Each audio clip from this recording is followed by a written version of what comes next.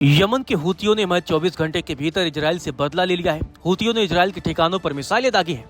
हाल के दिनों में हूतियों के कई बैलिस्टिक मिसाइल सेंट्रल इजराइल और तेल अवीव तक पहुंच रहे हैं।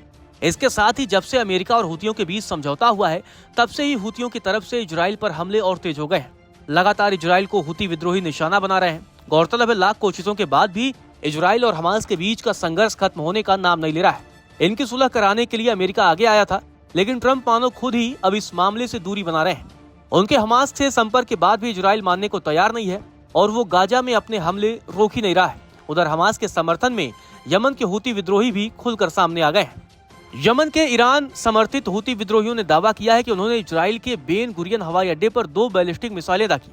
दूसरी ओर इजराइल रक्षा बलों का कहना है कि रात के करीब 2 बजे एक बैलिस्टिक मिसाइल को उनके एयर डिफेंस सिस्टम ने तबाह कर दिया। विद्रोहियों के दावे और आईडीएफ के बयान में मिसाइलों की संख्या में अंतर है। माना जा रहा है कि एक मिसाइल पहले ही विफल हो गई है।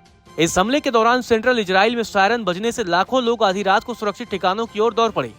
इजरायली मीडिया रिपोर्ट के मुताबिक यमन से हाल ही में मिसाइलें दागे जाने के बाद बेन गुरियन अंतर्राष्ट्रीय हवाई अड्डे ने अस्थायी रूप से लैंडिंग और टेक ऑफ रोक दिए गए हैं।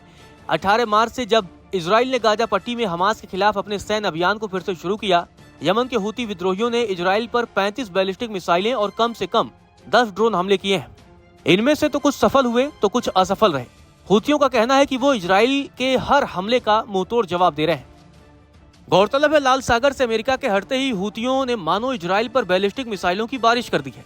इस दौरान एक वीडियो भी सामने आया जिसमें एक हूती मिसाइल इजराइल के घर पे गिरा।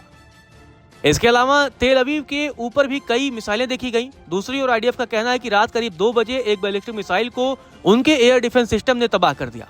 माना जा रहा है कि एक मिसाइल पहले ही विफल हो गई थी। गौरतलब है, इजराइल ने अपने सैन्य हमले को भी बढ़ाया है और बमबारी तेज कर दी है, जिससे पिछले 72 घंटों में सैकड़ों फिलिस्तीनी मारे गए हैं। मीडिया रिपोर्ट के मुताबिक दक्षिणी गाजा पट्टी के खान यूनिस में कैंप्स पर हुए हमले में कम से कम 66 लोगों की जान चली गई है। अमेरिकी राष्ट्रपति डोनाल्ड ट्रंप की क्षेत्रीय यात्रा के बावजूद गाजा स्वास्थ्य मंत्रालय ने कहा कि हाल के दिनों में इजरायली हमलों में सैकड़ों फिलिस्तीनी मारे गए हैं। हमास ने एक बयान में इस हमले को बर्बर कहते हुए इसका जिम्मेदार अमेरिकी प्रशासन को ठहराया है। वहीं इजरायली सेना ने ताजा हमलों पर तुरंत कोई टिप्पणी नहीं की है, लेकिन पहले के एक बयान में कहा गया कि वो अपने लक्ष्यों की प्राप्ति के लिए व्यापक हमले कर रही है। मिस्र और कतर की मध्यस्थता में अमेरिका के समर्थन से शनिवार को इजराइल और हमास के बीच अप्रत्यक्ष युद्ध विराम वार्ता का नया दौर भी शुरू हुआ है। हालांकि मीडिया रिपोर्ट की जानकारी के मुताबिक कतर की राजधानी दोहा में हुई बातचीत में कोई प्रगति नहीं हुई है, क्योंकि दोनों पक्ष अपनी अपनी स्थिति पर अड़े हुए हैं। नमस्कार, मैं हूं मानक गुप्ता। अगर आपको हमारा ये वीडियो पसंद आया हो तो इसे लाइक और शेयर जरूर करें, और हाँ, हमें सब्सक्राइब और फॉलो करना ना भूलें, ताकि आप देश और दुनिया की कोई खबर मिस ना करें।